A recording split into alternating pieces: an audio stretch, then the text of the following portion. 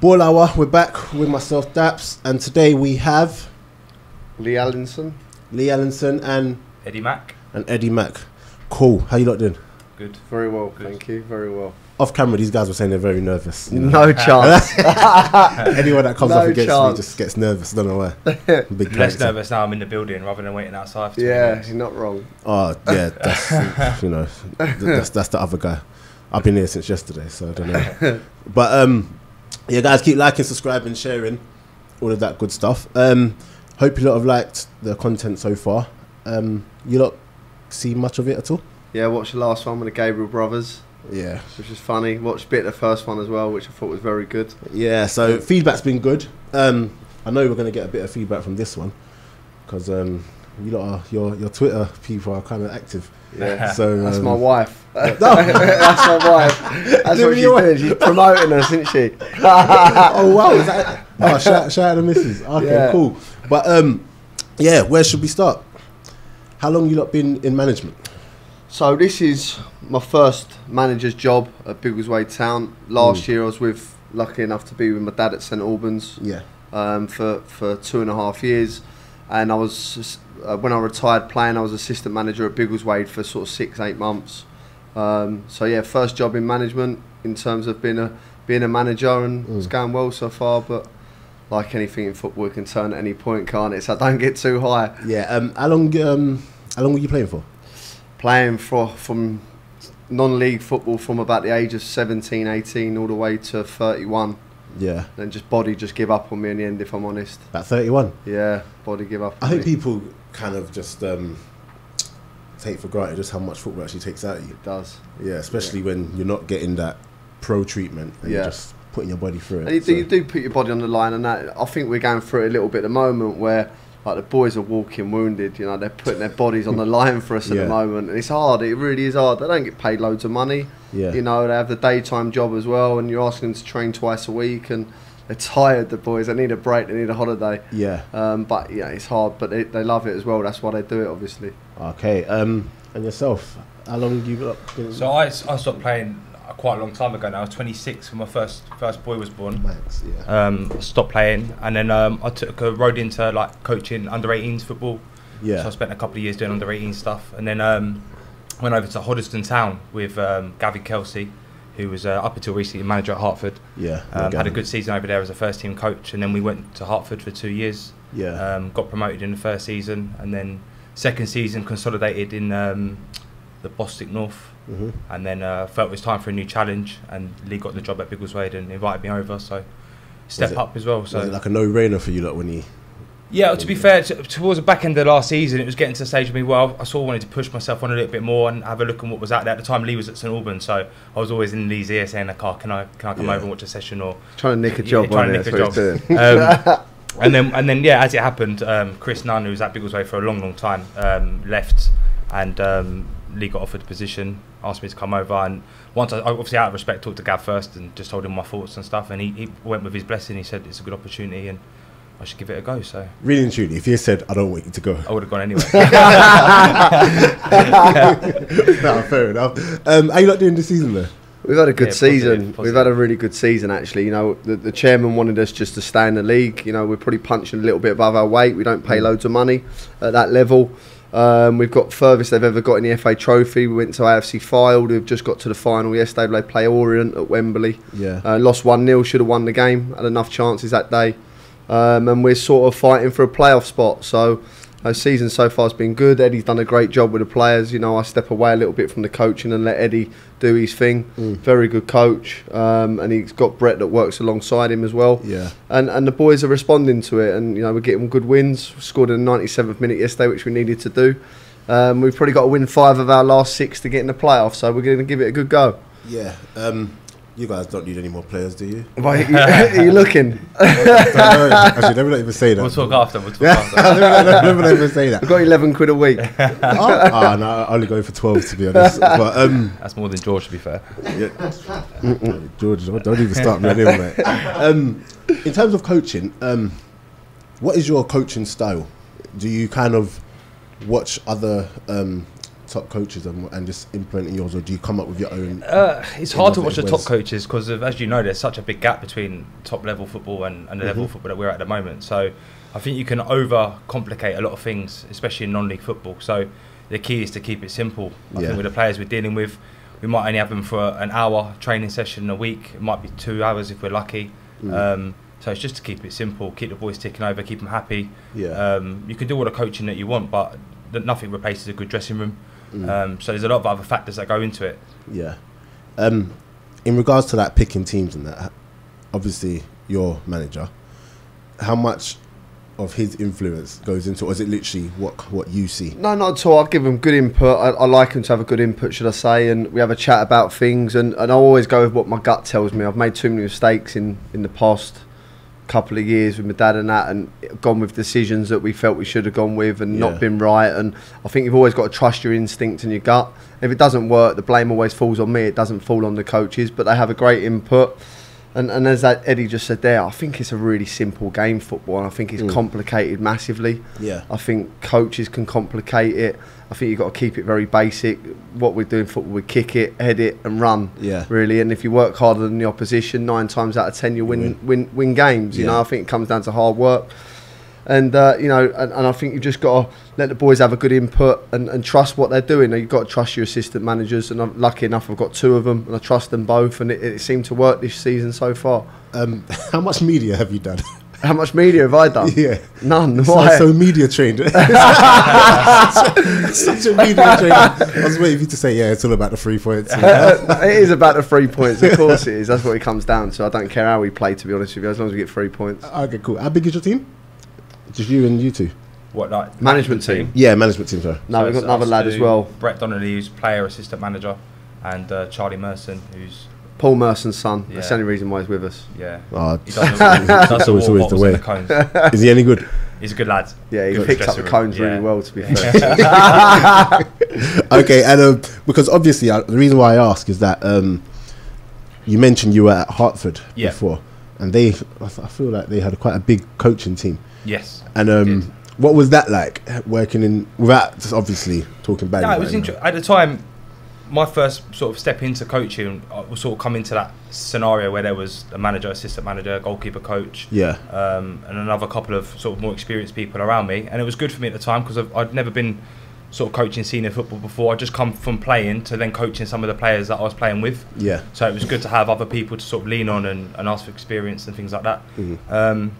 But obviously coming to Biggleswade, where it's a lot smaller group, I find that it's maybe a little bit more intimate in terms of our conversation that we have with each other about players, about what's going on behind the scenes, about tactics, whatever before the game. It's a little bit more maybe concise. Whereas at Hertford, because there were so many different opinions coming in all the time, sometimes it got a bit lost in translation, or someone's opinion might carry a bit more weight than somebody else's opinion. So I think at Biggleswade, because there's maybe 3 or 4 of us in there doing it, everyone's got a fair say, I'd say, with everything. Okay, and management style as well. Sorry, come back to that. Obviously, there's been times where you see in the press where managers come out and talk about their players and say this player hasn't done well, blah blah blah. How do you look on things like that? I think you've got to, in this day and age, protect your players a little bit, if I'm honest with you, because I don't think it works digging them out in the press anymore. I think it goes against people. I think there's some players you can do that to, who respond really well. Do you recognise the players who you can probably... Yeah, I do, quite quickly. I think that's probably one of my strengths. I like I'm not overly keen on the coaching side of things. I think a lot of it is mental with players and getting in their heads, and I like the man management stuff. I like getting into players, talking to players, and I think you have to judge them quite quickly. And who can take a bollocking and who can't. I mean, I give one to David Longking a couple of weeks ago. I got into him. He's the biggest lad you've ever seen. He's got the best body you've ever seen. He's got muscle on muscle, and he stood up. And I thought he was going to chin. I thought he was going to chin me. I thought, what have I done? I said, sit yourself down. He wouldn't sit down. I think, no. I've got Eddie this side. I've got Brett that side. I think if he comes for me, hopefully they're 2 jump in, stop him, because he was gone. But when he stood up, was it like, did he stand up like he's going? Oh, he stood up, and I'm thinking, what have I done? And I thought, I can't show any weakness to him. I was going to have to tell him straight, like. and now he's going in his bag. I think, what's he going in his bag for? I'm thinking, what is going on here? I think, what have I done?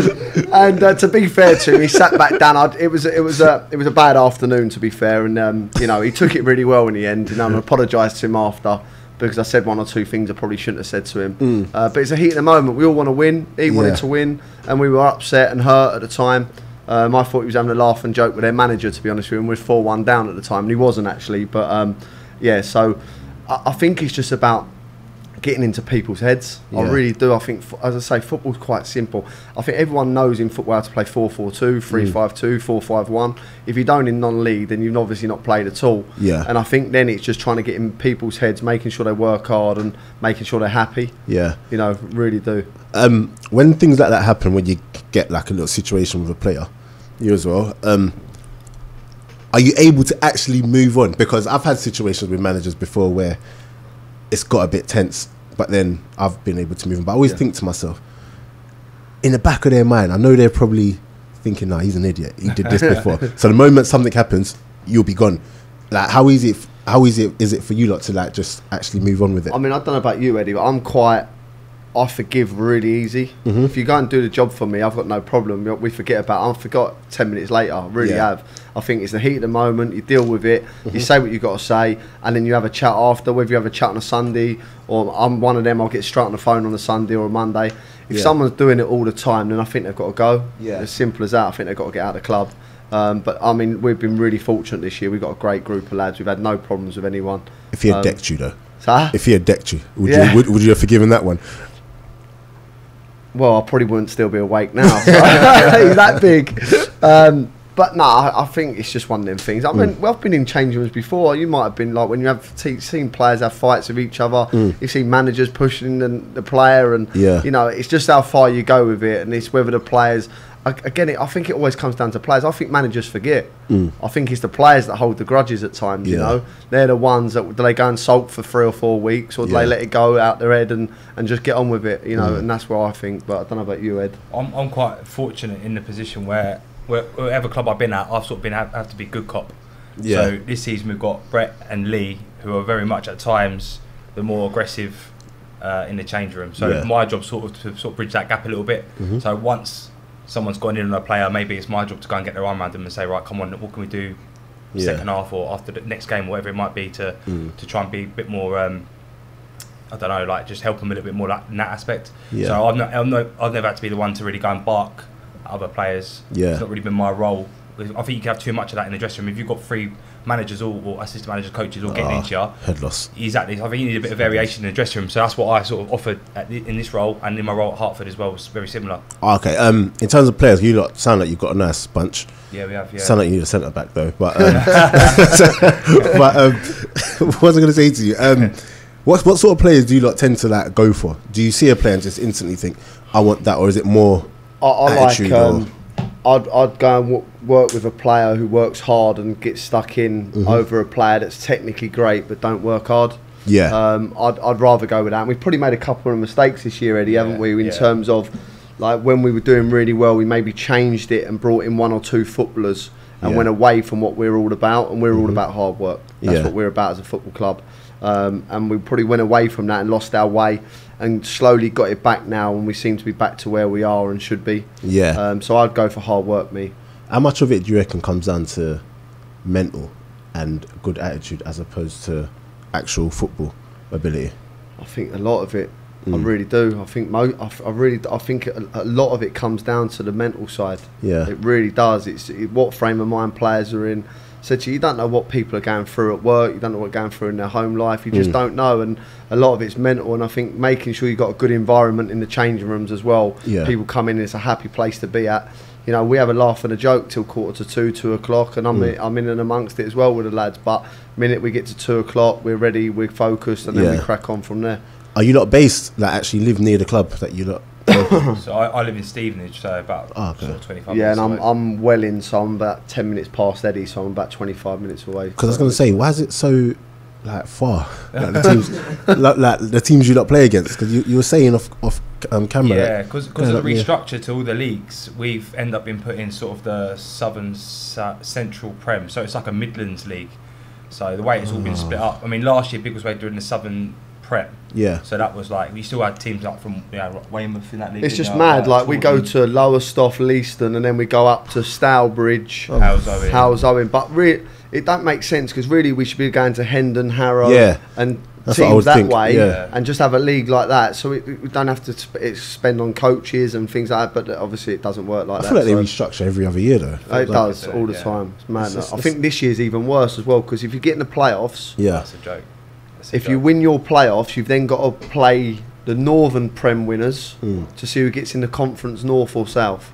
And so the Southern have got to play the Ryman Prem winners. Whoever wins that gets into the Southern. It gets into the South. Like a super playoff this year. Yeah, I didn't even know that. I thought it's so wrong though, isn't it? You think all players put their bodies on the line all season, get through the playoffs, and then got to go and play one more game again against the winners of the North or winners of the others. Against the winners of a team that's not even in your league. No, it's crazy, crazy. Oh wow, you not hopeful about getting playoffs? We wasn't for a little while, was we? It wasn't for a little while. In a good position, and then we threw it away a little bit. But your what do you call it? Your targets at the beginning of the season was just to stay in the league. Yeah, we had 2 players from last year, didn't we? We had 2 players. Rebuild. It was a complete rebuild. How comes? Just because the gaffer was there for so long beforehand. I played for him for 3 years myself, so he was there for 12 years. And I think when you go in, I think you have to make changes and make sure it becomes your own. Otherwise, you can get stuck in that era of what he had done, and he'd done a fantastic job for the football club. But you want to have your own identity. So a few players moved on. One I probably should have kept, but I let him go, and he actually come on against us yesterday. He's a good player, the lad. I'd like to have kept him, really. Do you ever look at him and just think, do you want to come back? I think I've come in for him about 6 times, but I don't even think he likes me anymore. He looked at me yesterday and I thought, you're not having me, are you? But it is what it is, isn't it? It's football. It's opinions, isn't it? You know, it comes down to opinions at the end of the day. Do you ever, see a player that you like and then just want to go to him at the end of the match? Listen, if you're up for it, just I always wondered how is everything so official? I think I shouldn't say. But I think it does happen, doesn't it? No, I know it definitely happens. People for experience, but I think you just speak to your left back, go have a chat with him quickly, and just say we'll speak to him in the summer, sort of thing, or we're coming in for him next week. But it happens, doesn't it? You know, it just football's a small world. Everyone knows everyone in football, don't they? Yeah. So it doesn't take long for someone to get whiff of that you're interested or. Yeah. So problem is it's the money as well now, isn't it? You know, non-league is big money. Mate, and I was gonna come to that because a thing that has been going around recently that I've been that people have been coming up to me saying who might not actually watch non-league football or be involved in non-league football is that they talk about the fact that there's actually money there. Yeah, I've had people come and ask me, are people actually getting paid to play football? Yeah, and I said some of the people are on stupid money. Yeah, it's a couple in our league. Carl Shorten played. Who did play the other week? Dawkins. Yeah, Dawkins, big spender. Yeah. Like it's ridiculous. Do you get what I'm saying? So in regards to that, when it comes to talking money, if you see a player that you like, do you kind of are you apprehensive or anxious about talking money because you know they probably won't come? Do you know what? I'm just pretty honest with it all and just tell them what we've got. But I try and tell them that where our ambitions are as coaching staff and management and what we want to do, and do you want to come along with a ride or do you want to chase the money and be unhappy somewhere else? Yeah. You know, the one thing we're lucky, everyone thinks we pay out fortunes and it's brilliant because we're probably bottom 5 of our league of what we pay out. But I've got a lot of players that didn't play football last year who were good players but obviously fell out of love or didn't work from last year or had injuries or something like that. We've pulled them in, we've got them fit and they're good players. You know, they're going to obviously want probably more money next year, but it is what it is, you know, and they've got a right because they played well for us, some of the boys this year. Got a lad as well from Enfield Borough, Solomon, done brilliant for us. But we've been quite lucky with them players. Where's Enfield Borough? Which league is that one? They're Spartans. He stepped up 3 leagues. Yeah, he's done really well. I'm thinking of Enfield Town. Enfield Borough, he's done really well. The Solomon, he's done very well. Good player. Would you do that more often, that go down to the lower leagues and just pick off players? Because I know a lot of people might look at the league you're in and just think it's above my level kind of thing, because to get in there a lot of the time you go to managers and all they want to know straight away is your CV. So how does one come to a team like yours and make the step up? I prefer going lower.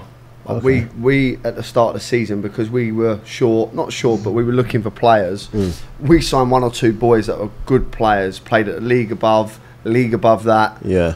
but there's a reason why they're coming into our league. Yeah. Do you know what I mean? Why they're still not at them top clubs. Mm-hmm. And I find that they come to us, not for an easy ride, because that would be wrong, because they worked hard for us, but they may be either coming to the end of their career or just coming for a bit of money or whatever. It doesn't quite work. Yeah. So I'd rather go and get good, honest boys that work hard, and whether that's a league below, 2 leagues below, I've got no problem with playing players that if they work hard, I think you're halfway there. Yeah. Like Eddie's going to watch a game on Tuesday for a team of league below. You know, just to see what's about, if there's anything that we feel can step up, and just do it that way. Are you, all jokes aside, are you actually looking for players at this stage of the season, or is it one of them? You've always got to be open to look for players. We've got a few injuries at the moment as well.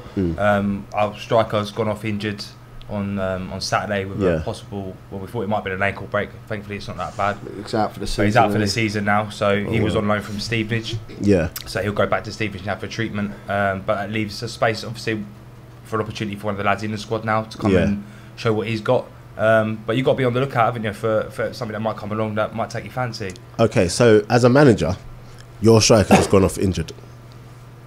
Do you think it's obviously someone else has to come and step up? Do you think bringing someone else in, even though that's, you know, you need another body in because one's gone, would it deflate the players, or do you reckon it just adds to? I think it's a really difficult one. The lad we've lost is top goal scorer in the league, and he didn't join us till September. At the end of September, he's got 25 goals this year. The kid, he's a very good player. Yeah. I think he's really suited for our level of football. So losing him, it's give a lad called Brooksy an opportunity to go in and show what he's got. He's a great finisher. He's totally different to what Joe's all about. Joe's big, strong. Brooksy's little. Yeah. But that leaves us with Brett as well on the bench. I still feel we Brett's need the player, the assistant, player, and he's coming to the back end of his career. So I still feel we need someone that can go and keep Brooksy on his toes, and fight for a shirt. Because I think if you don't do that, you'll forever kick yourself if you don't make the playoffs, because you didn't have that one striker you could bring on, or Brooksy might go and break a leg on Wednesday. Touch wood, he doesn't, but if football, you know, it can turn, and our deadline's on Thursday. So we have to decide whether we're going to bring someone in or go, right, we're going with what we've got, but we're short already, to be fair. I think like, if we're mid-table, nothing to play for, you just go with what you got. Maybe you look at the youth team as well. Any under 18s in there that might come and be able to step up and give them an opportunity. But we've got a chance to go playoffs. And then if you get into them playoffs, that's another 2, like you said about the Super Playoff, 3 more games as well. So it's vital that we're proactive about the situation, I think. Is it hard to look to the under 18s because of the pressure? Do you know what? If we, like, my son's on the bench for us at the moment. He was an 18 last year. He's 19 now. He's a very good player. You've got a 19-year-old? Yeah. He's a good player. He's a very good player. But he's lightweight. Yeah. Now, if we were mid-table, I wouldn't even bring anyone in Thursday. I would just go and throw him in. There's a lad in the 18 centre-half who I've really got high hopes for. I'd throw him in. But you can't do it. Yeah. You know, when you're going for the plus, every game is massive. Every game you need 11 men. You know, 12, 13, 14 really. They're going to go and fight for the cause, and you can go and actually ruin a kid. We've got 2 lads on loan as well. Robbie at Baldock, lovely player. Again, he's 18, 19. He's learning his trade now.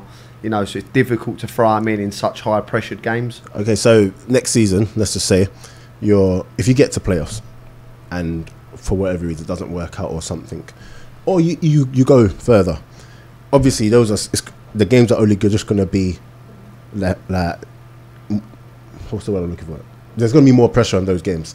So next year, you're challenging for playoffs. How do you then bring in a youngster then? Well, I think it's one of them ones that you'd hope that at the start of the season, you got your pre-season, you got your start of your season. There's no pressure on them games as much as there is in these final 6 games that we've got now. So you can ease them in a bit. And hopefully they'd have manned up a little bit more another year on, further on. Yeah. So you hope, and then you have to throw them in. And when you get the opportunity to throw them in, they've got to take the shirt. Simple as that. I mean, we got one lad he's 18 as well, Bradley Bell, and he's played 3. He started first 3 games for us, didn't he? Because we had nothing, and he scored every game for us. So he's like taking his shirt, and he's now a little bit of a loss to us. Hopefully he's been injured. He should be back next week. But he's taking his shirt, and you have to say fair play to the kid. But he's built like a man, to be fair to him. So it's about when you get that opportunity, you got to take it. Yeah. But at this stage, it's so difficult to go, right, we're trusting you to throw you in and to do the job. It is difficult. Have you had like a settled squad the whole season, or has there been a lot of change? Pretty settled core. When we got in, like I said, the beginning of the season, it was a complete rebuild. So we sat down at the beginning of the season and sort of built from what we wanted to get in. And I think it's the core of the side's been pretty solid, I think it's getting better as well, rather than getting worse, if that makes sense. Yeah. I think we started okay, and I think it's got better. And we brought in a lad, Sean Lucian, who was at St Albans with me, and he's a very good winger. And I just feel that we're getting where we were lacking in certain areas. We're slowly filling them areas and making us better. But it might not sort of click just yet, but in the long run, hopefully, if we keep it together, it'll click. Yeah. What would be your advice to younger players trying to break into those first teams in your league? Be patient. Be patient. I think you can go to... People want to play men's football so quickly. Yeah. Yet you'll play against people that can be your dad. And they're good, and they're horrible, and they'll hurt you. Yeah. And then they want to go and drop down 4 levels to just play men's football. Yeah. And I think you can get lost in that level. If you drop too low, you never get out. No disrespect, but who's going to come and watch you flying, at the end of the day? Then you've got to try and jump back up. And I mean, I spent 2 or 3 years at sort of 17, 18, 19 sitting on benches. Yeah. Just being patient, waiting, and eventually sort of got me opportunity, and then played for 10, sort of 11 years. And, just waiting for that opportunity to come along, and just got to be patient. Yeah. What kind of player were you? I was a footballer. Funny, innit? All I want is hard working, horrible animals. Yeah, I try to play football, and I didn't have a tackle in me. Yeah, very brave. Yeah. So I was a footballer. Yeah, I'd like to get on it. And do you set up your team to play, or is it literally direct? Set up the team to smash it as far as we can, right? Squeeze on, and then work from there. To be fair, we've got some good players. We've got some good footballers. Our pitch this year hasn't allowed us. We've had some problems with groundsmen this year, which hasn't allowed us to play good football. Yeah. So we've become quite direct, whether it's right or wrong. As I said to you earlier, it's about getting 3 points. What channels? You have to get it in the channel, turn them around, and then play from there. But do you know what? We actually play well when we do that. We then start passing teams off the park. Yeah. But I think you can get caught in a false sense when you start playing, and then teams going for... Our league is physical as anything. You guys them Birmingham sides, they don't mess about, and they stick it on you. And you've got to go and earn the right. And I believe in earning the right. I think first 20, 25 minutes, you've got to turn teams, earn the right, and then play from there. Yeah. And if that works, then brilliant. Sometimes it don't. Sometimes we go long, it's going out of play constantly. It ain't our day, and that's football. Yeah. There's times to play and times not to play. I mean, we played Luton the other week, and we played Yaxley in the Cup, and beat them 9-1 both games. And we played really well, played some great football. We're a very good side on the Astro. We've got a couple of games coming up in a couple of weeks, and we play good football. Yeah. But when the pitches are not great, we've got it in us to go longer if we have to. I think that's what it is. So I won't get in trouble for saying. So down at Carl Shorten, 4G. Yeah. But coming up against teams whose grounds are rubbish, don't know how to kind of mix it up. So everything is still play football. We don't really do the turn, and that's where we've struggled and lost a lot of points this season. Yeah. When we come up against that, but on 4G, but at least you lot can actually mix it up and have a plan B. You've got to be adaptable. You've got to play a number of different styles. Like I said, the pitches vary so much. You can't always play that nice football. Everyone likes to see nice football, but you can't always play that on the pitches that you go out to on a Saturday. Every game's different as well now. So many teams play 3 in midfield. Like, it becomes a constant battle. Yeah. All the time. There's never any spaces there. Where yesterday we come up against a team that played 2. So we actually got a bit of the ball, and we actually played some nice stuff at times yesterday. Other times we didn't. We didn't actually go as long yesterday, did we? We probably played more football. The pitch was quite good. But I'm one of them. If it's there to be played, let's play. But I always say start the game by being direct, being long, getting in their face, squeezing up the park, and working from there. So you go 4-3-3, you guys? We're 4-3-3, yeah. Oh, okay. Yeah. Can you lot mix it up a bit, or is it just literally 4-3-3? We could go 4-4-2, but we tried 4-4-2 the other week, didn't we? That didn't work, did it? No, we changed that. We changed that very quickly. Yeah, that didn't work. We were 2-1 down at the time. I think we're a 4-3-3 side. I don't like 3-5-2. I hate 3-5-2. Yeah. Because I think it leaves so many holes in behind you. Yeah. I think you've got to have such fit wing backs who get up and down, and virtually start as a 5, but then I think you lose your wingers. Yep. So for me, I like a 4-3-3. Okay, cool. And if you had to pick out one game this season where you think this is the game I'll remember for a long time, is there one that stands out? There's a couple for me. Obviously, AFC filed in the FA Trophy to go to a professional conference outfit like them. Fantastic setup over there. I don't think I've seen anything as good setup wise outside the league. So that was obviously like to do it properly as well. Went up on the Friday, stayed overnight, and then so we did everything properly. That was a really good weekend. Bizarre game we was involved in. Royston beat Royston 6-4 over at their place. A really bizarre game. Did you deserve the 6 goals? We were 3-2 down at half time. We played well, but it's just one of them games, wasn't it? It's a bizarre game. Never been involved in a game like it. So those two for me probably stand out. I got probably 3 for me. Kings Lynn, first game of the season, they got 103 points last year, and lost in the playoff final. Okay, and we had them at their place this year, first game of the season, and the manager was a little bit disrespectful actually. It was sort of, they had Kettering and Tamworth coming up, and they were very much like, get Biggleswade out of the way, and then we'll concentrate on the 2 big ones. And we went there and done them 4-2, and that was nice. That was very nice. Where are they in the league now? They're third. They're top side. They're quality. They're best side for me in the league. Who's first? Kettering. Oh, they're big side. Yeah. But Kettering's in your league. Yeah, and Tamworth. And Tamworth. We haven't lost against either. We beat Kettering twice as well. We beat 2 Conference South sides on the run. We beat Gloucester away. And for me, that was a complete performance. We beat them 3-1. I thought we were outstanding. Yeah. And like he said, the Fylde game was brilliant. Wealdstone was good, last minute winner.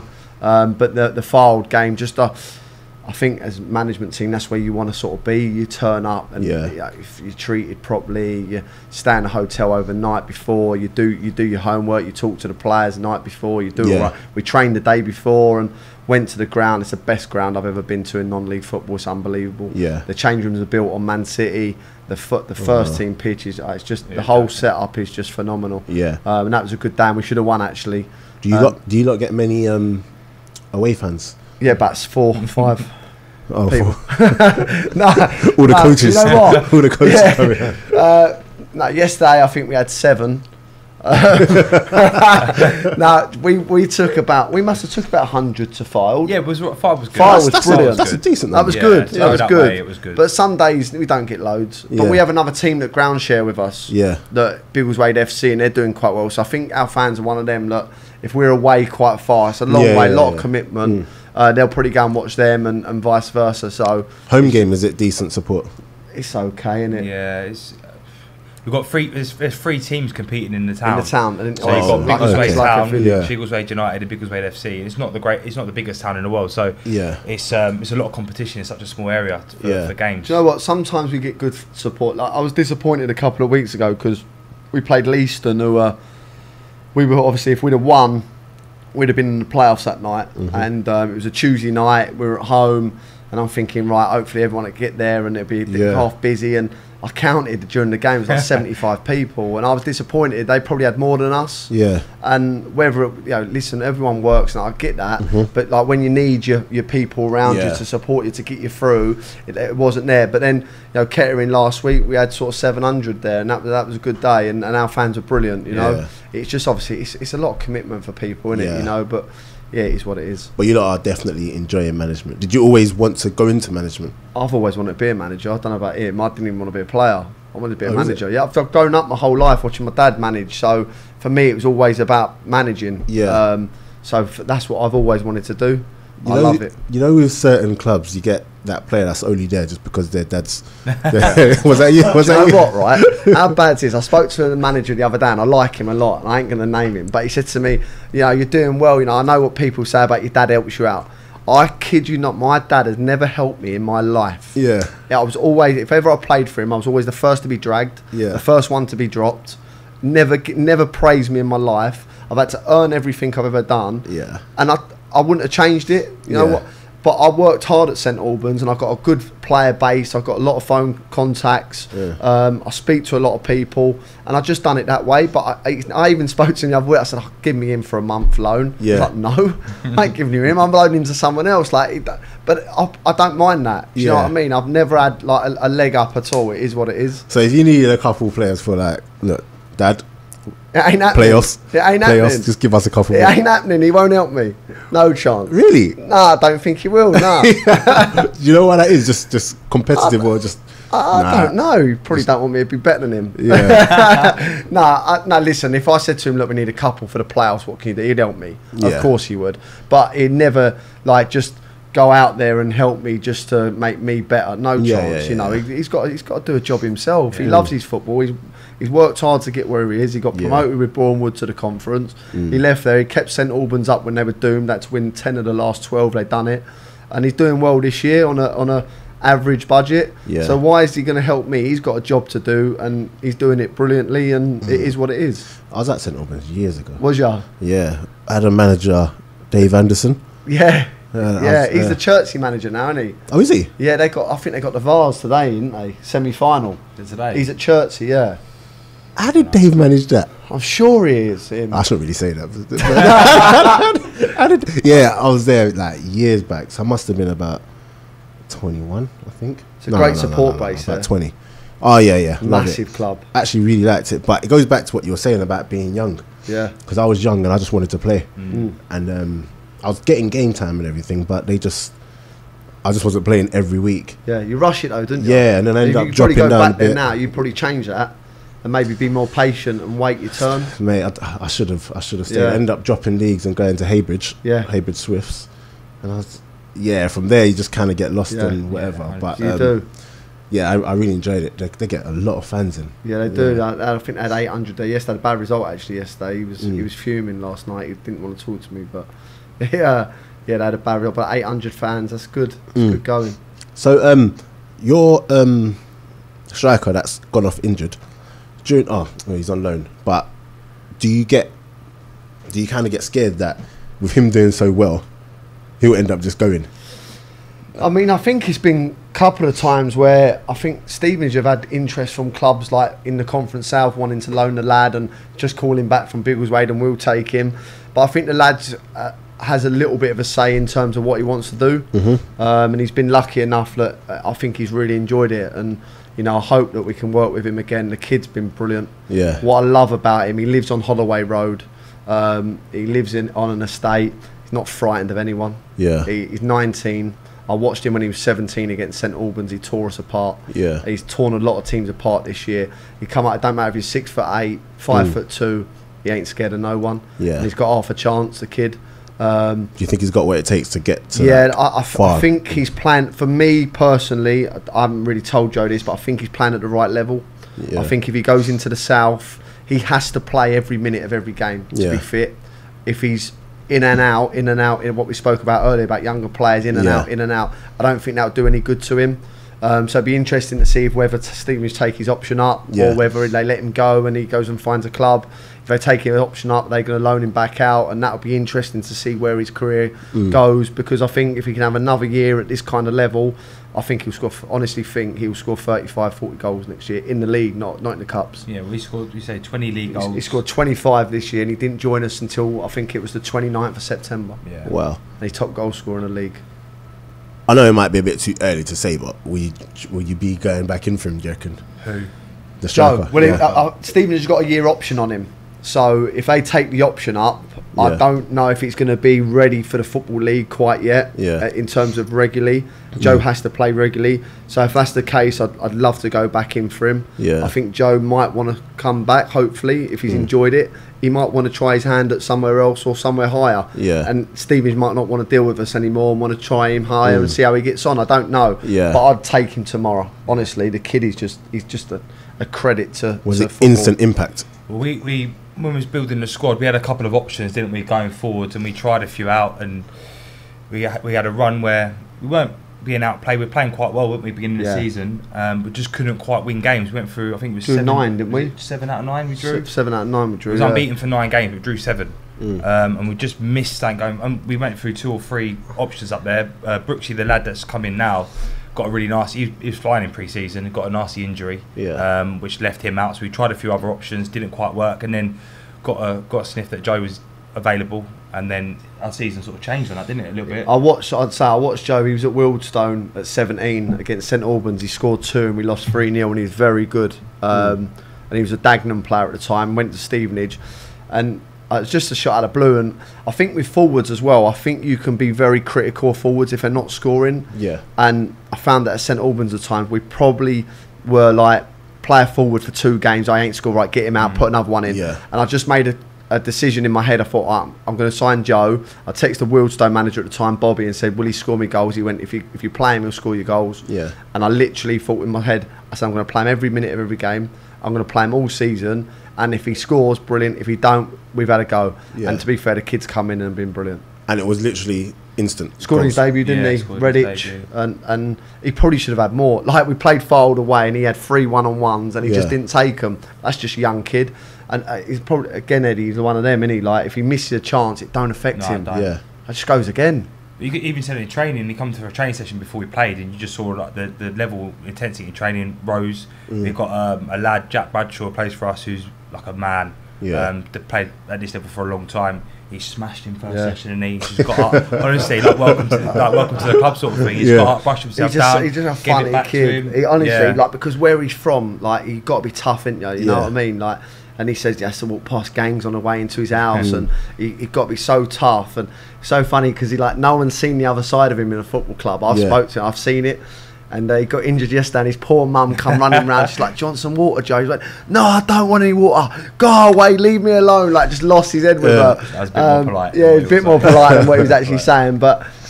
He's just a great kid. He's just done so well for us. I'm gutted for him because he deserved to see out. We got a cup final Wednesday. He deserves to be playing in that. He deserves to see out the season. Oh, you got a cup final? Yeah, we got a cup final Wednesday. So all the best. Yeah, hopefully we can get some get a trophy. Yeah. Okay. Are you not playing? Barton Rovers. Yeah. Are they any County good? Cup. They're the league below us. Local derby. Oh wow. So we beat Luton 9-1 in the round before. Yeah. Played really well. Ridiculous. 9-1. It's never happened to him either. 9-1. Yeah, it was like a few first year pros and a lot of their 18s, and we just 1-1, wasn't it? It was 1-1. Yeah. And we just took over. Do those results kind of put you lot on the map? Like, you get interest from players, in your players after some matches like that? And sorry, if you do get interest, is it easy to just be like, nope, or do you have to take it to the player? No, I think you have to take it to a player. Do you know what, as well? When teams put 7 days in for my players, I learnt this off my old manager. It was at Biggleswade. I waiver the 7 days straight away because 9 times out of 10, these players know it's coming. Yeah. So I waiver it and I go, if you're going, go. If you're not, stay. Just tell me tonight. Yeah. And like David Longking, who's done really well for us this year, he's had a lot of interest from a lot of hire. And he had Brackley come in for him the other week. I rang him. But again, it goes back to what Eddie was saying about a happy camp. If you've got a happy camp, I think you can throw money at people. But if they're happy, what's the point in going? Especially if they come from a club previously where they've been in and out of the team, weren't happy. They finally find an environment where I'm playing week in, week out. It's a great environment to come and train. You spend a lot of time with these boys. And if they're enjoying it and they want to be part of it, I think that's worth a lot. Is your actual squad big? Not massive, is No, it? we've got 16, didn't we? 15 now. Yeah. So I've got 2 injured, obviously Joe and Bradley. So 15 at the moment. I might have to put myself on the bench now. Couple of 18s. Can you still play? Best player in training, isn't I? Don't talk to me. Defend. George, did you? Don't defend. George, you was there. Did I train on? I was unbelievable, wasn't I? You was on my team as well. I was unbelievable, wasn't I? Don't defend. I'm the laziest player. Why just rope him in to play? Huh? Just get George to play. I did. He's left. Why have you left? His work. Oh, he's so big time. I think he's massive time. You know To what? be fair, he come get that Leaston game where we had 75 fans. He came for that. Sat on the bench. It was 1-1. He came on last 10 minutes, lost 2-1. Yeah. So You know what? Yeah, that's what you get with him. I mean? That's exactly what you get with him. Do you know what? I was really impressed with him actually. No, I'd he love done to work well. with He him. done He Yeah. come in training. I really liked him. He was my cup of tea. Works hard. Yeah, But I obviously think- work-wise, he couldn't do it. we I think lost, we've played with each other 3 clubs, no? 3 clubs. Well, two and a half. God, they still got that running track around their ground, Ilford. Yeah, they have. I don't know. Yeah, Are they yeah. still there? Oh. Yeah, no, that was years back. That was years. Oh. No, we lost a lad to he's gone out to New Zealand to play out there in the summer. So we lost him, and he was a big part of our change room and the way we played. A lot of energy, and obviously I know George from my time at Hertford. Yeah. And I thought he was quite similar in terms of his energy and his work rate and deliveries into the box and things like that. So we thought it'd be a good option, but just unfortunately didn't work out. Yeah, because he of can't George's finish. work. He can't finish though. Can't finish. He scores a few. I've seen on goals. Town are on fire. Scores a few on goals. But yeah, 3G pitches, 4G pitches. Sorry. Are you an advocate for that, to have more at this level? Because some of the pitches, as you were alluding to, it's a tough one, isn't it, the 3G? I can see it from 2 points of view. I can as well. I love the fact that you go to grounds and when it's muddy and raining and you've got that wet pitch and that's great for non-league. But at the same time, some of the pitches, it's madness. You mentioned that Ilford ground. Yeah, I mean, it's just honestly, ours this year has just not been good enough. Yeah. Our pitch is always the best in the league. It is normally unreal. This year it's just been a problem with the groundsman, and we've sorted it now. Next year it'll be back to its best. But so is the groundsman? It's not like a environment thing. No, I think like the summer as well didn't help. We had such a good summer last year. If you remember, I think we had like 30 days with no rain. Yeah. Just dried we had it this up. little sprinkler on. It was just dripping water out on like the middle of the pitch. It was bare down both sides, and we just had a nightmare with it this year. And it just like I think I like the 4Gs. If I'm honest, I like them. I like playing on them. I think they're good. I think it's an advantage to the teams that have got them as well. I really do. I think you can play some good stuff on there. Yeah. But like you say, when you go away from home, then you lose that, obviously, willingness to go long and battle. I find that with 4G as well, you train on it, you play on it so much that when you do come on grass as a defender, you kind of forget how to slide sometimes. Oh, I can imagine, yeah. You kind of forget how to slide, and I was just thinking that you guys obviously, like, you play on grass, but coming up against that, is it a thing where have you got many guys? Not many in our league, is there? We've got Tamworth, Redditch, and Bedworth in our league. Not like the in a Ryman and Bostik. There's a few. Yeah, we got 2 coming up as well. We got 2 in the next 4 weeks. 4G. Yeah, 4G. Do you instantly just say, all right, get it down and play? Or is it like we've got players that can do it instinctively anyway? Yeah, so we will set up to play out a way that we play. You don't change the way you play necessarily too drastically. Yeah. But when there's time and space to play, we've got the boys in there that can actually get it down and bop it when they need to. So it's not as though we have to say, right, we're going to go out and we're going to change the way we play and start passing, because it's not realistic to how we do and what we've done all season and what's caused us to be successful. But we've got players that can do it. We are like that. That's what I say. We are quite direct at times, but as he says there, we've got players that can do both. Yeah. So when there is time to play, we're just quite clever in what we do. The boys know, they're quite experienced now. We've worked with us for 6-7 months. They know when to go long and when to play. Yeah. And that's quite lucky there. We've kept them together and they know that now. It's funny because if you come and watch a training session, and George might be able to testify, the way we train and the intensity and the way we get the ball down in training, people probably wouldn't expect us to play the way we do on a Saturday. Yeah. Because the level that we've got in training is so good, and the way the boys can play. But it's just you have to play certain ways, don't you? Yeah. Okay. And in regards to when you not keep players or decide to get rid, how much of it comes down to just their form, or is it a case of you've seen over time that they just maybe don't fit in? Because what I've seen from non-league managers a lot of the time is that, like you said earlier on with strikers, 2 games they haven't scored, they're out. And we've had certain managers who after 1 game, out. Do you know, not for us, but we've seen it. I can't even make it to half time, mate. Get off. But what is it for you guys that makes you think, okay, I'm gonna, we have to get rid of you? As I said, we signed a lad the other week, didn't we? And I said to you from day one, didn't I? I weren't sure. I couldn't sleep. The minute I can't sleep, right, and I've got something going in my head about a player, it's not right. It's that gut instinct. You just know. And the lad's a top player as well. But he's got to fit into your style. And as I said, we've got a certain style. Is he still there? No, he's not. No, he's not. And to be fair, the kid was good as gold, and he moved. And it wasn't actually come from us. He had a club come in for him because he plays week in, week out, and he was sitting on the bench for us. Yeah. But he was playing at our level week in, week out. It just didn't quite sit the style of play that we were looking for. But he's a very good player, very talented lad, and I think he'll actually probably go on. Yeah. But doesn't quite fit what we are. And I mean, we know what we want next season, don't we? But we're quite happy with what we got. We will offer everyone a new deal next year. Some might be more, some might be less. Some will be stuck the same. Some it will be for them, some it won't be. But we're quite happy. And if we have to let people go, just is what it is. It ain't Football, personal. innit? It's football. So you don't really like your squad that much that even though next is going to be a new season, you're going to have different goals, you're happy to keep the same kind of core players? And Yeah, I think if you look what we've done in the season, I think you have to be.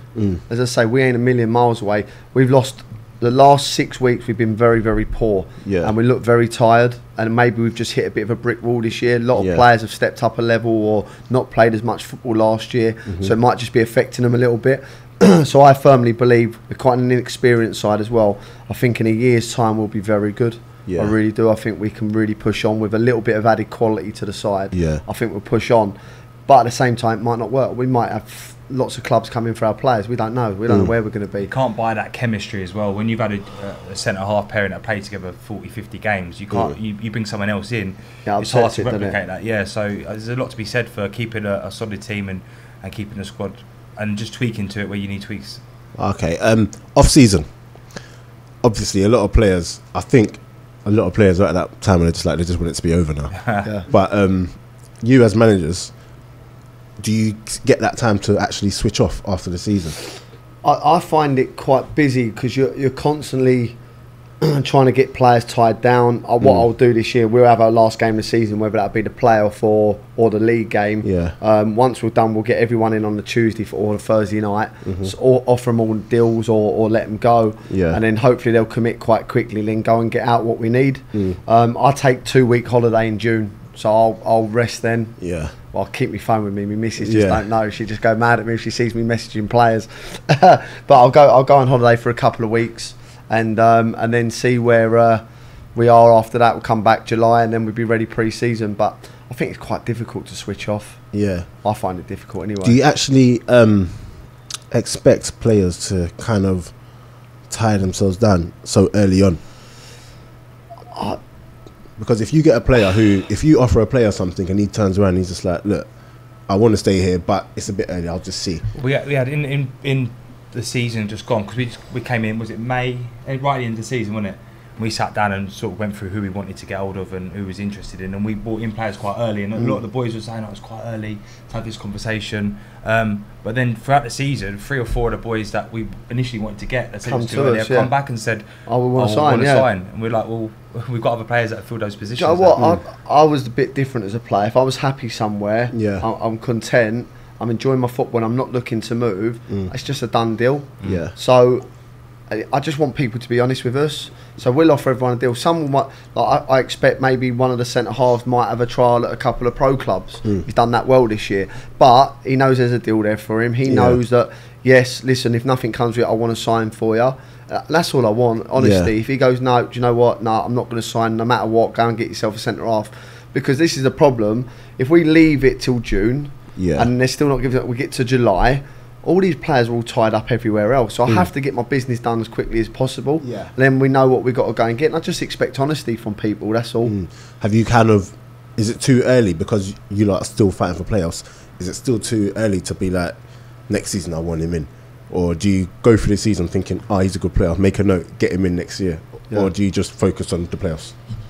No, I mean, I've said we want one lad for a while, and well, I wanted him last year actually, but we couldn't get him. I can't say that. It's top secret. Exclusive. It's top secret. No, I've wanted him for a long time. You know, I've made no bones about it. I wanted him. I think if we get him, he'll make us even stronger, physically strong as well. How come you haven't got him so far? He's just been loyal to where he's at the moment. He's been there for a while, and he's a good lad. He's a loyal lad, and you know, I like players like that. You know, and we possibility we might not get him next year. You know, because he's a good kid. But I would like to try and get him. I'm sure people will try and get my players. It is what it is, you know. But I think we've started to look last couple of weeks what we want, haven't we? You know, with losing Joe as well today or yesterday with the injury, even more so now. Look what we're going to get just in case we don't get him next year. What forwards do we need? Who we're looking at? You know, get to games over the next few weeks. Get to playoff games. And then see where it takes us. I mean, the good thing about the leagues that you know we play in is that every year, literally anyone can go up. You know, like obviously Premier League so far away, but you kind of know the 4 teams who are gonna be challenging. Whereas in the non-leagues, next year you guys could be flying. Do you know what I mean? Like last year, Carl Shorten came up, and you would think that we're going to be just fighting for survival and they're fighting for playoffs. So you lot could actually you lot could actually just go up again. I don't know. We're struggling if we go up. We're going to North, Conference North. Yeah. That's a problem. As opposed to the South. Why is that? Well, because the travelling. The travelling, the North pay a lot more money. I think there's 5 teams in the North that are full time. Oh, okay. It puts massive strain on the football club. Especially when you're getting 75 people to a game. You know, where's that money coming from to supply your coach travel, to supply your budget? The budget has to double. But in saying that, so what do you kind of do then if you're at that point and you know you're flying and you're doing well? Do you kind of just be like, we don't really want to go up? No, I want to go up. Yeah, exactly. I want to go. I want to put that, like, Chairman might like me saying this, I want to put him under pressure. Yeah. You know, I want to go up. I want to go and manage as high as I can. I want to test myself at the next level. And if we go up, we're going for it. It's as simple as that. And if he says to me, you're on the same money as we are this year, we'll still give it a go. Yeah. You know, it'd be very tough. But I want to try and get up. You know, that's what you want to do. I think you're in the wrong. Like, people laughed at me when I took the job because I said, like, they said, what do you want to do? I said, I want to win the league. Yeah. Well, like, I was getting like people going like, if you ain't going to win the league, you'll finish mid-table like most years, and and you're so lucky to survive. And I said, but so what do you want me to say? You want me to say I want to finish above the relegation zone? Yeah. What's that going to do? I want to go and win the league. We might not. We might not be good enough. We might finish mid-table. But if I don't set that, my players are going to respond to me that way and then, you know, go out and be mediocre. Yeah. I want to try and win the league. And why shouldn't we? You know, what makes anyone different? You know, you want to try and set your standards as high as you can. Yeah. You know, every year, if you're manager of a football club, you should want to go and win the league. Whether you're paying £10 a week or £5 a week, you know, you've got to try and win the league. I think you've got to start like that. And then wherever you end up will define your season. Okay. So, if you get an offer to go and coach elsewhere, how much, like, what would it take for you to leave? Would it be a higher role? Would you go for another assistant manager role for you to leave?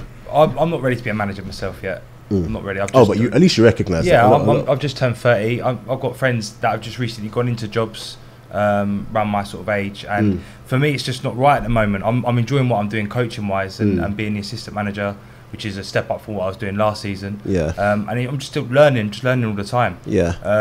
My career in football wasn't anything like Lee's was in non-league, so I haven't got the contacts, I haven't got the player resources and things like this, so I'm just learning all the time. And going from Hertford to Biggleswade this season and working under Lee, I've just learnt even more this season. So for me, it's just a continual progression and just learning more and just driving forwards. I think we've got a really good thing going at Biggleswade at the moment. The management team, the players that we've been able to get in, and I'm excited to see how far this could go. I saw something similar at Hoddesdon with Gav, and went to Hertford, and we pushed up the leagues, won a couple of trophies, and got promoted. And I'm looking forward to see where we can go with this as well. Gosh, look at that media train. He's got to go.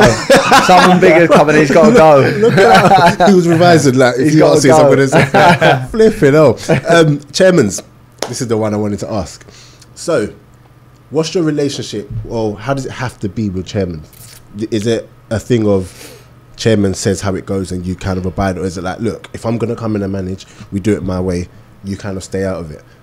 What's that conversation like in relationship like? It's a really good question, actually. I've been really fortunate that I've got a really good chairman in terms of he allows me to do me and what we do. He'll always have an opinion. Whether I take it on board or not, that's down to me. Is he a football man? He's a football man. He's been in it a long time.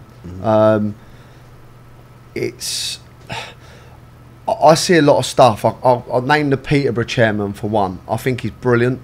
Darren McAnthony, I think he's now something like that, his name is. He has a say of what goes on at the football club, and he wants answers. I have no problem with that because he pays his own money into that football club. And if you're paying your own money in, then you should demand answers of why this performance weren't right, what's going on there, But there becomes a point where as well that some people, chairmans, want to pick your side for you or want to. And then my answer is, well, I'll tell you what, go and manage the side yourself. You bring me in to be the manager, let me be the manager. So I think it's a really fine line. And I think chairmen should have answers. You know, we had a bit of a one with ours the other week. We had the ump that we drew 2-2 with a team from third from bottom. You know, fair play to him. He had the ump. I had the ump. You know, that's the one thing that no one can have. If they've got the ump, I've got the ump, because obviously it's been a bad result. But I mean, I'm fortunate enough to work with a good chairman. I'm sure there's plenty of good chairmans out there. I'm sure there's plenty that aren't that good. You know, it is what it is. They pay their money. Some are hands on, some aren't. It just is what it is, you know. And I think you've got to build a relationship before you take the job. You sound each other out. You know what it's going to be like. How's it going to work? And then you take it from there. It's probably made easier by the fact that you guys are doing well. Yeah, I suppose. I mean, I think it was lucky as well. There's no pressure. Like, he's never sacked a manager, the chairman. Oh, has he not? Well, he had the last manager for 12 years. He might have got rid of one before that, but he's never really sat to sack a manager. He's always said to me, the job's sort of yours. There's no pressure. Just try and keep me in the league. So there's no pressure. That's a nice thing. You're not going home sleepless nights. Could lose my job tomorrow. Like, we're falling out the playoff. Do you know what I mean? Because football's a funny game. It swings and roundabouts all the time. We went on a run where we lost. I think we won 1 in 8. This was the last few weeks. Not once did I think like I'm under pressure or anything like that. Whereas if I'd have been someone else, we'd still be in the playoff shout. We've just fallen out of it a little bit. We've picked back up, but I could have been sacked after them 8 games. Do you know what I mean? Because it's so rushed. And I firmly believe, like, Rome wasn't built in a day. I know people say, like, it takes time to build things. They see these managers now get 7 months, 6 months. You know what I mean? It's difficult. Like, it takes time. You know. Okay, cool. Officials, referees at this level. Did you get along with them? Did you get along with them much? I'll tell you who I thought was the best one this year, and you tell me who you thought was the best one. You best referee? Referee we had. We had an unbelievable referee in one game. Unbelievably good or unbelievably bad? Good. Oh, okay. Magnificent. Yeah. Can't think. Lowestoft away. Oh yeah. Female she referee. Was to be fair. She was different class. Okay. She spoke to the players properly. There was no attitude. I'm really fortunate. I've got a brilliant captain who every single referee comes off and tells me how great he is. And then we play a couple of weeks ago, and I'm not even going to say the game. George was there, and the officiating. Honestly, I couldn't believe what was going on. Bad. Really, the thing is, bad. At the end of the match, because as a player, I find that you can't talk to them. No. You can't talk to them. But as a manager, is it any different? No. I went in about 3 months ago. I went in with Charlie to see a referee had a big chain around his neck, a big England tattoo.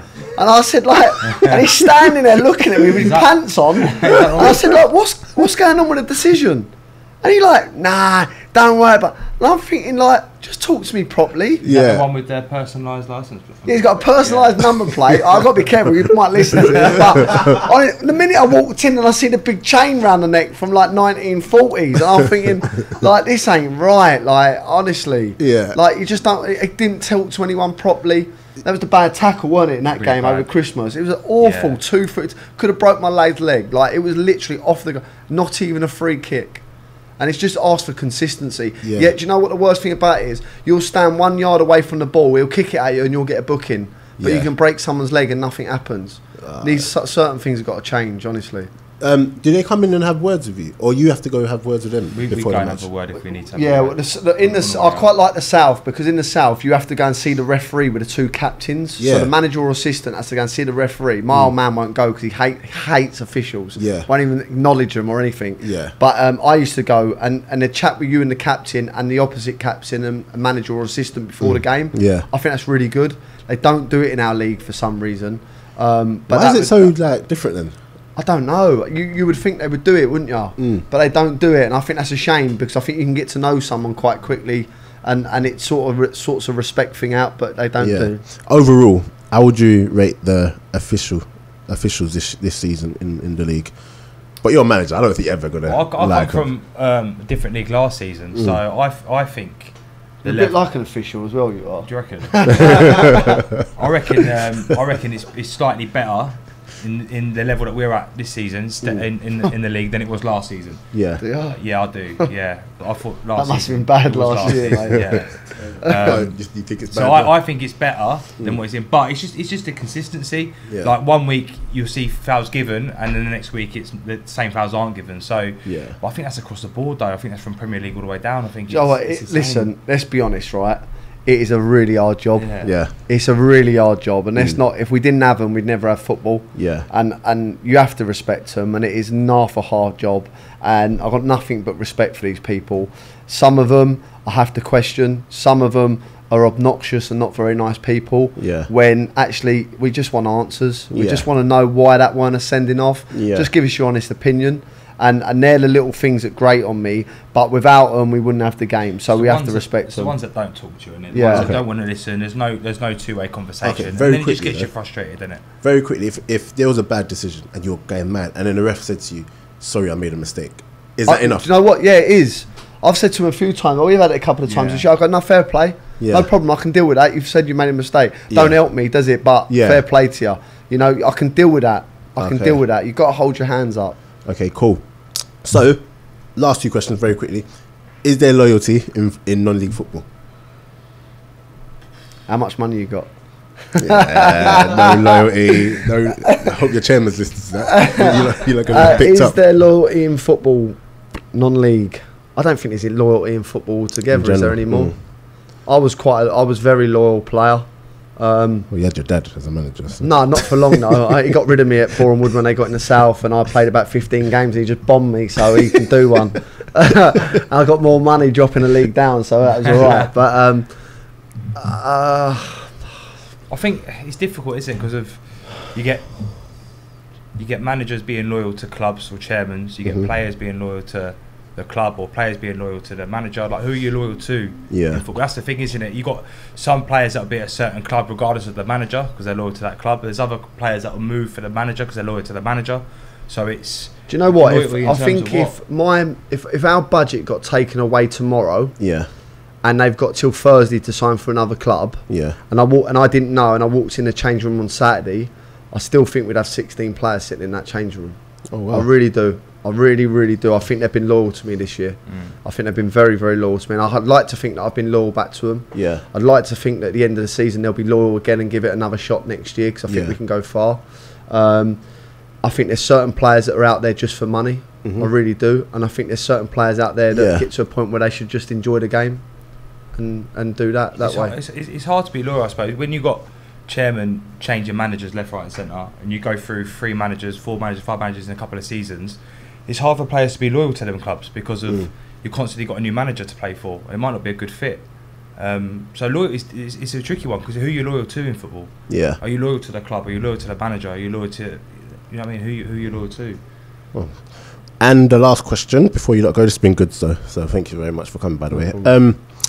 Your top 3 managers, not in non-league, but in general. What, as like ever. like just for being managed by, or No, not for anyone? being managed by, but Okay. just in. We normally with the players would just combined 11, but because you're managers, we do a different one. Top 3 managers. Have to be Alex Ferguson. Okay. Has to be. I listened to a lot of stuff on him. Magnificent. Yeah. What he done. Do you know what the best thing about him? Eddie ain't gonna like this. He always made changes after 3 or 4 years. Yeah. Whether it was a backroom staff, whether it was players, always made changes and kept up with the times. Never Yeah. stuck with one thing. Always changed, and I think that was great. That's where I think. I know it's a separate conversation. But that's where I think Mourinho went wrong. Yeah, no, I agree Yeah, with you. that's what I think really yeah, wrong. and I think he got stuck in the times a little bit. Ferguson, I quite like Eddie Howe. Oh I like him a lot. Okay. And this is madness. I think he'd be the best non-league manager of all time. I really like Tony Pulis. What? Honestly, how bad a shout is that? What? But you know what I love about him? I love the fact. Listen, you've got to remember, right? These managers are brilliant. Look how much money some of them have got. Yeah. Look at the best in the world that they work with. I firmly believe if Jose Mourinho got the Stoke job, Yeah. and Pep Guardiola got the Stoke job, I believe in the short term Mourinho would do better than Guardiola because he'll go and get instant results where for me Guardiola would have to be a project. Yeah. So everyone's different. You got to respect these managers now that have gone and got teams promoted after promotion after promotion, kept them in the Premier League, the toughest league in the world, Yeah. showed a passion constantly on the sideline, and I like things like that. Yeah. I think it's very easy. Like I won't watch the Man City programme on Amazon. Yeah. I find it very false. I'd rather watch like an American football series where like you see the management in there and their managing styles, and away from, it's so easy to go and work with the best players in the world, and you still got to be great at it. Please don't get me wrong, you've got to be great. Look at like Alex Ferguson, what he'd done. Like, it was class. And I think Eddie Howe is doing an unbelievable job. How someone like Chelsea keep going for these foreign managers and not giving someone like him 3 years to go and try something. I was going to ask that. Do you think he's actually ready for a top job? Yeah, I really do. Yeah, I think Pochettino's brilliant as well. Really like him. Really like him a lot. The Arsenal guy's gone and got a real energy into him. Yeah. You know, they're all good in their own right, but don't ever dismiss these managers that go Championship. That's a hard league, that Championship. Yeah. Promotion, Premier League, might get relegated. Promotion again.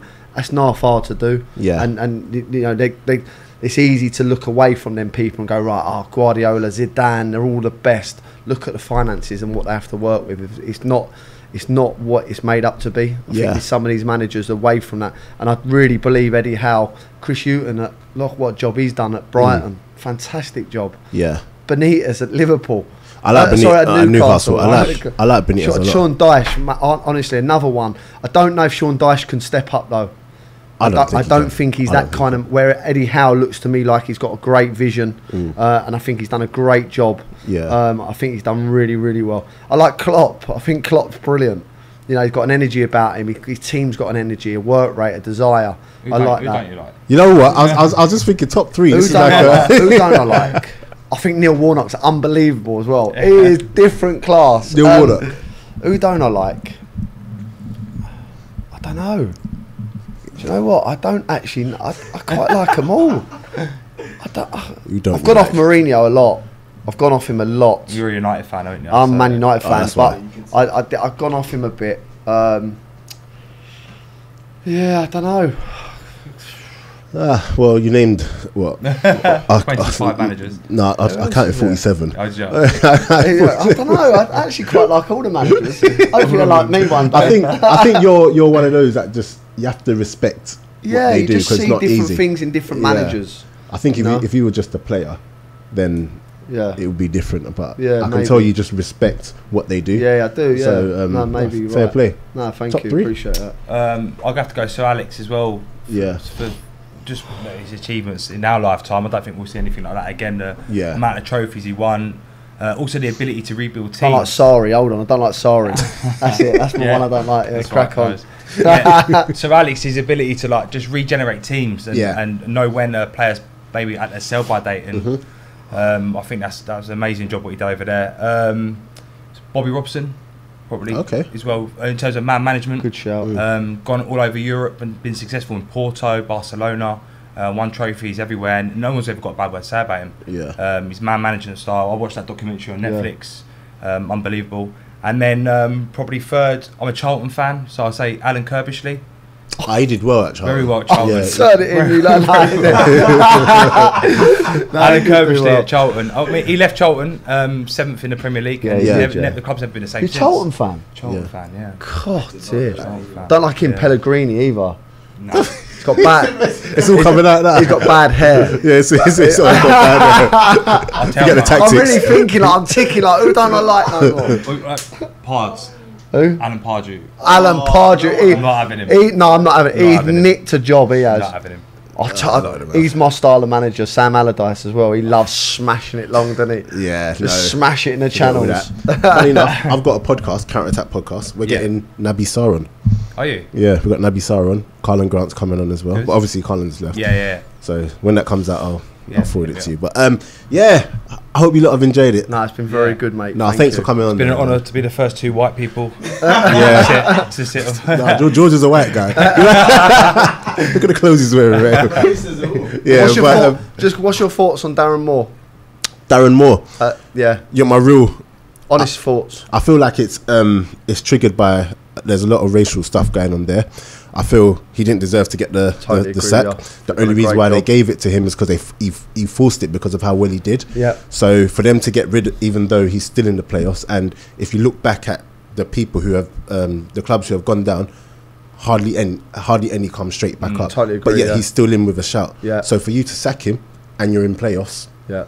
Don't sit right, does it? Yeah. No. So I think it's a racial thing, but it's not a racial thing where you're black, get out. No, yeah, I agree. It's more like a subconscious conditioning kind of thing. Yeah, I think they were reluctant to give him the job, but they had. They had to. Not. Yeah, they had to give it to him. So it's like that. It's like they're waiting for you to make mistakes and to get you out, aren't they? That's what I think, and I think he would struggle. I said this on the podcast. I think he will struggle to get another job because of the way the climate is. So, but yeah, it's a sad state of affairs, though, isn't it? I think is what it is.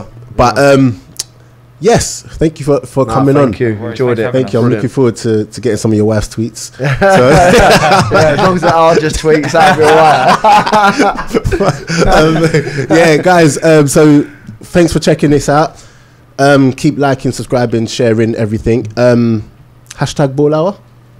Hashtag Ball Hour. So yeah, cool. And those of you who hear a voice in the background, that's George. He's like hanger on. Yeah, I don't know what he does here. I don't know. Just comes and gives us drinks. Yeah, makes good tropical juice. Yeah. That's it. But yeah, guys. Until next time, we're out. Thanks. Cheers, mate. Nice one.